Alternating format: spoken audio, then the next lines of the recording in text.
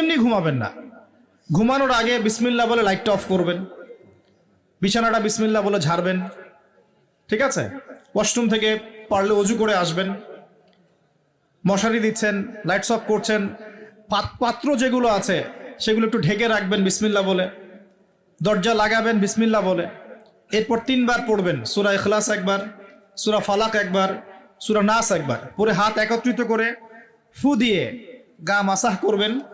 এই কাজটা 3 বার করবেন। একবার আয়াতুল কুরসি পড়বেন, সূরা বাকারার 255 নম্বর আয়াত, আল্লাহু লা ইলাহা ইল্লা হুয়াল হাইয়ুল কাইয়ুম, এটা শেষ পর্যন্ত। এরপর সূরা বাকারার শেষের 3টা আয়াত পড়বেন, লিল্লাহি মা ফিস সামাওয়াতি, এখান থেকে ফানসুরনা আলাল কওমিল কাফিরিন পর্যন্ত।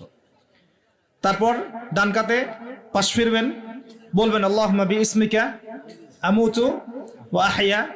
হাত নিবেন, হাতে গুনতে থাকবেন সুবহানাল্লাহ সুবহানাল্লাহ সুবহানাল্লাহ 33 বার, আলহামদুলিল্লাহ আলহামদুলিল্লাহ আলহামদুলিল্লাহ 33 বার, আল্লাহু আকবার আল্লাহু আকবার আল্লাহু আকবার 34 বার। ঘুমিয়ে যাবেন। এখন যদি আপনি 6 ঘন্টা ঘুমান, আপনি নবী সাল্লাল্লাহু আলাইহি ওয়াসাল্লামের সুন্নত অনুযায়ী ঘুমিয়েছেন, প্রত্যেক ঘন্টা ঘুমানোর জন্য আল্লাহ আপনাকে নেকি দিবেন।